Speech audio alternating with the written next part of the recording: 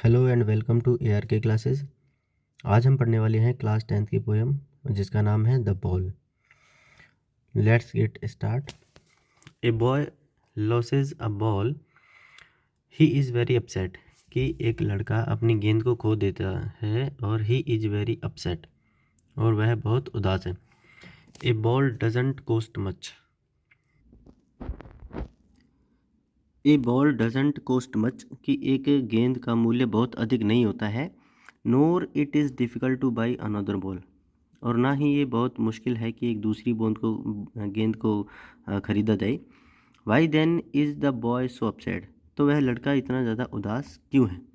Read the poem to see what the poet thinks has been lost, तो इस कविता को पढ़ो ये देखने के लिए what the poet thinks has been lost, कि कवि क्या सोचता है कि आखिर क्या खो गया है। And what the boy has to learn from the experience of losing something, और ये देखने के लिए कि वो जो लड़का है वो क्या अनुभव सीखता है, मतलब किस प्रकार का अनुभव प्राप्त करता है कि किसी वस्तु के खोने के बाद में वह लड़का कैसा अनुभव सीखता है या प्राप्त करता है।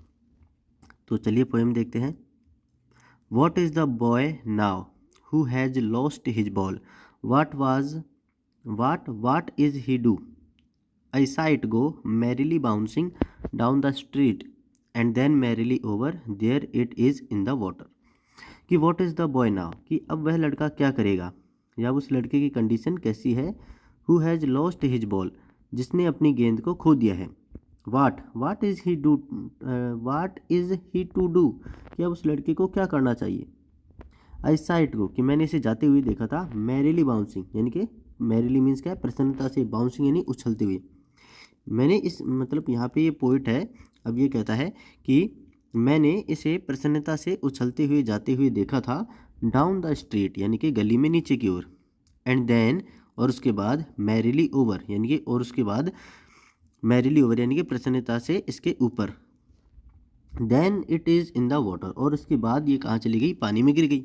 तो पोइट ये कहता है कि एक लड़के की कंडीशन कैसी होगी और अब वो क्या करेगा जिसने अपनी गेंद को खो दिया है, और उसे क्या करना चाहिए।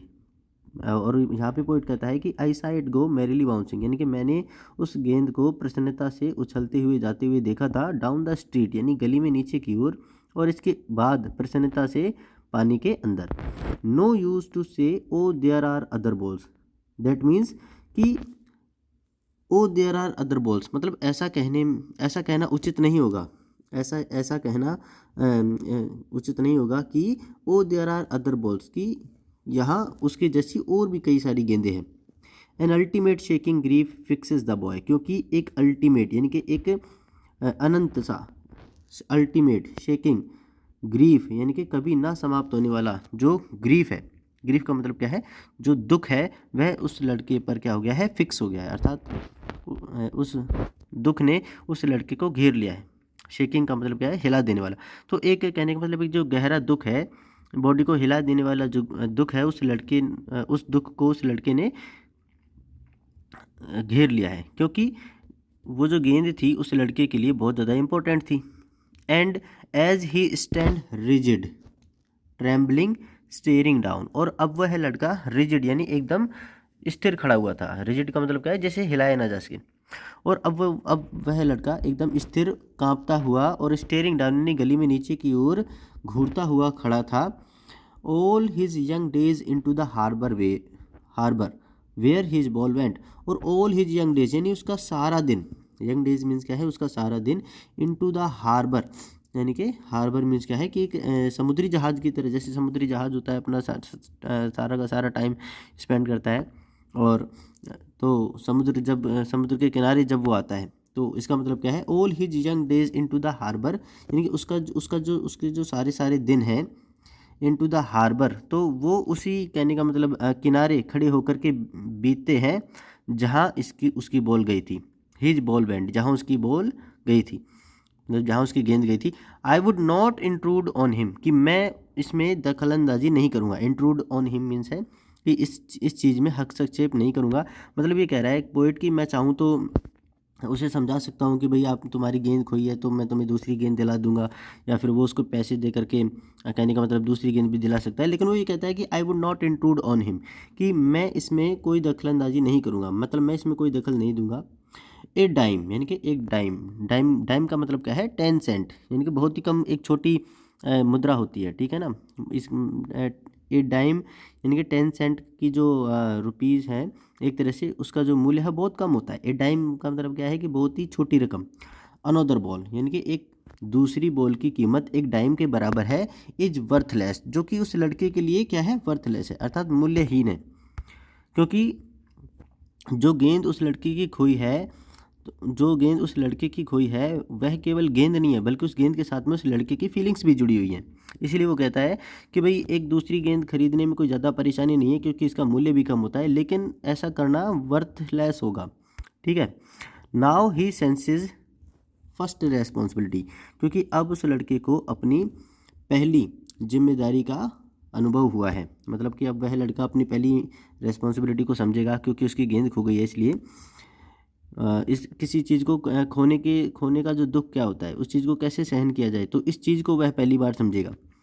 इन ए वर्ल्ड ऑफ पोजेशंस, यानी कि पोजेशंस का मतलब क्या है कि संसार में मतलब किसी न किसी वस्तु पर लोगों का अधिकार होता है, तो ये एक तरह से आधिपत्य का संसार हो गया। तो इसीलिए पोएट कहता है कि इस आधिपत्य के संसार में पीपल विल टेक बॉल्स, यानी कि लोगों के पास में कोई वस्तु आती है, बॉल्स का मतलब यहाँ किसी वस्तु से है, कि लोगों के पास मतलब लोगों के पास में गेंद आती है। Balls will be lost always, और अक्सर वह चीज़ खो जाया करती है। जैसे कि जैसे वह गेंद खो गई है, ऐसे ही वह अक्सर वह वस्तु खो जाया करती है। लिटिल बॉय, जैसे उस लिटिल बॉय की खोई है। And no one buys a ball back, और कोई भी व्यक्ति उस वस्तु को दोबारा प्राप्त नहीं कर पाता है, मतलब कि उस वस्तु को मतलब जो वस्तु किसी व्यक्ति की खोई है, उसी वस्तु को सेम खरीद करके प्राप्त नहीं कर सकता, क्योंकि खोई हुई वस्तु के साथ में किसी भी ह्यूमन बीइंग का रिलेशन भी जुड़ा हुआ होता है। So that's why and money is external, और क्योंकि जो पैसे होते हैं, जो रुपए होते हैं, वो क्या होते हैं, बाह्य होते हैं, यानी कि वह एक बाह्य खुशी दे सकते हैं। लेकिन किसी वस्तु से जुड़ी हुई जो भावनाएं होती हैं, वह किसी व्यक्ति को आंतरिक खुशी देती हैं। तो इसी चीज़ को वो क्या कर रहा है, ही इज लर्निंग, यानी कि वह सीख रहा है। वेल बिहाइंड हिज डेस्परेट आइसेस, यानी बहुत अच्छे तरीके से। हिज डेस्परेट आइसेस मीन्स क्या है कि अपनी आशावादी निगाहों के पीछे, यानी कि उसकी जो आशावादी निगाहें हैं, उन नज़रों के पीछे से वह इन सारी चीज़ों को सीख रहा है। The epistemology of loss, the epistemology of loss, अर्थात किसी वस्तु के खो जाने का जो दुख होता है, ठीक है। एपिस्टमोलॉजी क्या है, किसी वस्तु के खो जाने के दुख को वह सीख रहा है कि हाउ टू स्टैंड अप, कि इसके लिए कैसे खड़ा हुआ जाए, मतलब कि किसी वस्तु को खोने पर कोई व्यक्ति कैसे खड़ा हो सकता है वापस से अपने जीवन में, मतलब कि खोई हुई वस्तु के बारे में भूल करके वह कैसे जीवन में आगे बढ़ सकता है, इस चीज़ को वह सीख रहा है कि उस नुकसान को कैसे सहन किया जाए। Knowing what every man must knowing what every man must one day know, और वो ये सीख रहा है कि प्रत्येक व्यक्ति को लाइफ में कभी ना कभी सीख लेनी चाहिए कि जब आप अपनी सबसे इम्पोर्टेंट चीज़ को खो देते हो, तो आपको उसके लिए तैयार रहना चाहिए। And must know many days how to stand up, और ज़्यादातर आपको ये समझ आ जाता है कि आपको कैसे करके आपको इसके लिए अपने पैरों पर खड़ा होना है, अर्थात इस नुकसान को कैसे सहन करना है और अपनी नॉर्मल लाइफ जीनी है। तो इस बात को व्यक्ति कहने का मतलब सीख जाते हैं। तो इसीलिए जो पोएट है वह कहने का मतलब नहीं चाहता कि उसकी लाइफ में कोई भी दखल दे, क्योंकि वह पहले से अगर किसी वस्तु के नुकसान को सहन करना सीख जाएगा, तो अपनी लाइफ में आगे के लिए भी तैयार रहेगा, ठीक है। चलिए अब इस पोएम का ट्रांसलेशन के बाद अब इसकी समरी देखते हैं।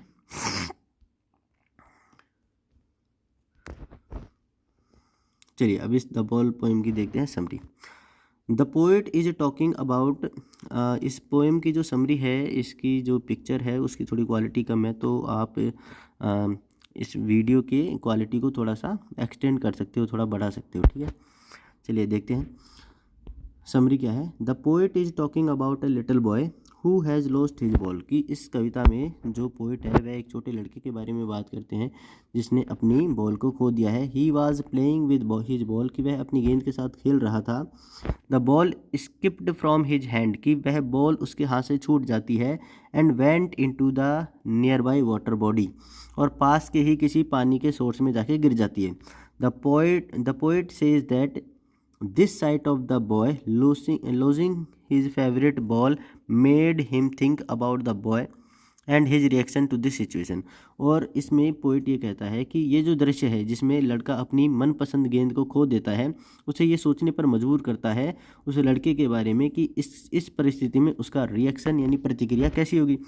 ही फर्दर सेज दैट, वह आगे ये कहता है कि the boy was helplessly looking into the water, कि लड़का जो है उस पानी की तरफ हेल्पलेसली यानी कि आशा रहित होकर के लगातार देखता रहता है।